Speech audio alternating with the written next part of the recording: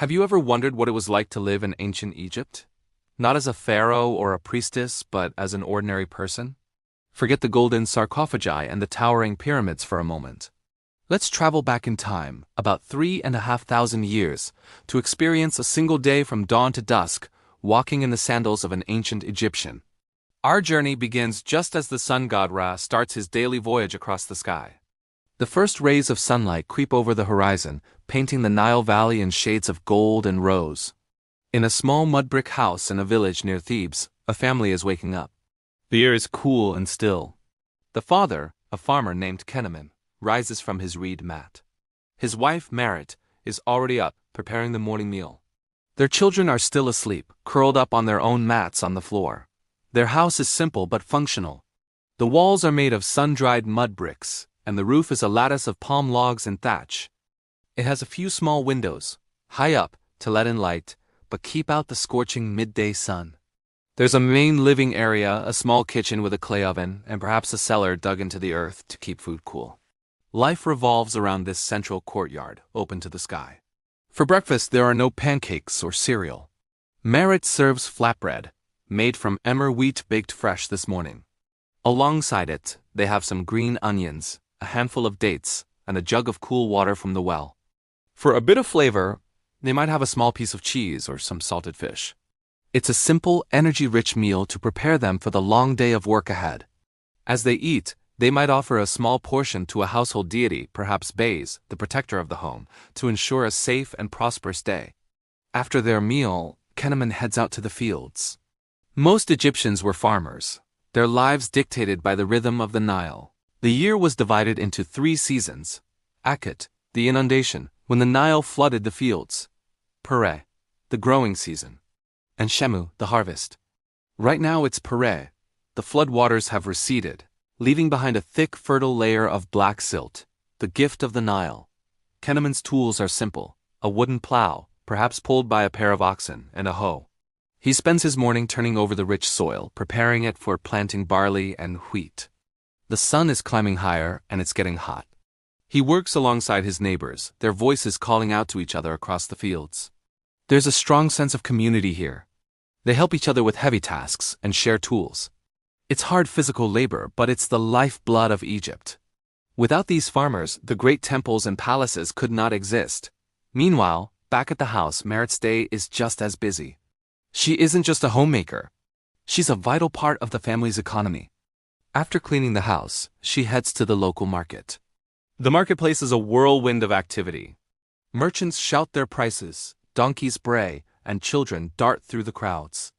There's no money here. Everything is done through barter. Marit has brought some surplus grain from their last harvest and a few woven baskets she made. She needs to trade for essentials.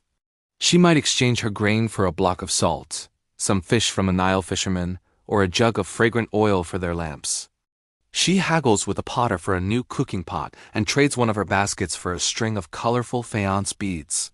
The market is also a social hub. It's where you catch up on the latest news, gossip with friends, and arrange marriages. Marit spends time talking with her sister, learning about a neighbor's new baby and the pharaoh's latest decree. What about the children? Their eldest son, about 12, is out in the fields with his father, learning the trade of a farmer. This is school. For most boys, education was practical, passed down from father to son. Their daughter, a little younger, is at home with Marit. She's learning how to grind grain into flour using a saddle quern, a back-breaking task. She also learned to weave linen, brew beer, and manage a household. These skills are her inheritance. For the wealthy, formal education existed. A scribe's son might go to a special school to learn the complex hieroglyphic script, a prestigious and well-paid profession. But for Kenaman's family, literacy is a distant dream. As noon approaches, the sun is at its fiercest. The world seems to shimmer in the heat. It's time for a break. Kenaman and the other farmers find shade under a sycamore tree. They eat the lunch Marit packed for them. More bread, some raw vegetables like cucumbers or lettuce, and perhaps a fig for sweetness. They drink water, or more likely, a weak, nutritious beer. Beer was a staple of the Egyptian diet for everyone, including children. It was safer to drink than river water and a key source of calories. Back at home, Marit is also taking a break from her chores. She might spend some time on her appearance. Egyptians, both men and women, took great pride in their hygiene and looks. She might apply kohl around her eyes. This wasn't just for beauty. The dark makeup helped reduce the sun's glare and was believed to have magical healing properties. She might also put on a simple linen dress and a beaded necklace. Despite the simplicity of their lives, beauty and adornment were important. The afternoon brings a different set of tasks. Kenneman might work on the irrigation canals, a vital network that channeled water from the Nile to the fields.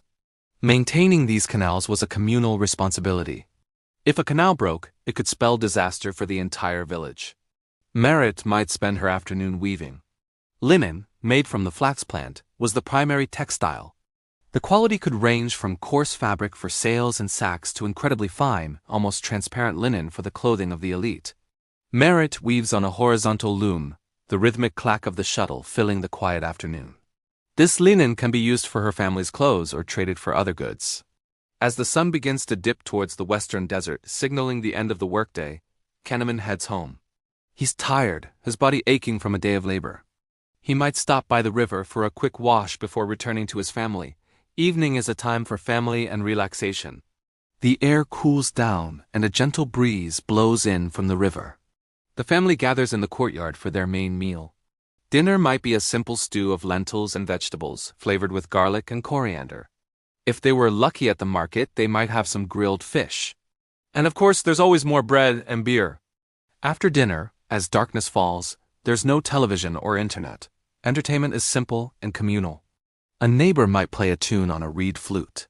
Kenneman might tell his children a story, perhaps a famous myth about Osiris and Isis, or a folktale about a clever magician. Board games were also incredibly popular. A game like Senet, which symbolized the journey to the afterlife, could be played by the whole family on a simple board scratched into the dirt, or a more elaborate one made of wood. As the stars fill the sky, a profound sense of peace settles over the village. The family prepares for sleep. They secure the house, say a final prayer for protection through the night, and lie down on their reed mats. They are exhausted but content. They have food, a roof over their heads, and the promise of another day. Their life was one of hard work and simple pleasures, deeply connected to the land, their community, and their gods.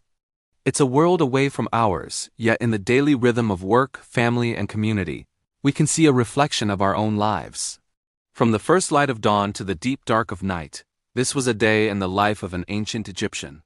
Thank you for joining us on this journey back in time. If you enjoyed this glimpse into the past, don't forget to like, subscribe, and hit the notification bell for more adventures in history.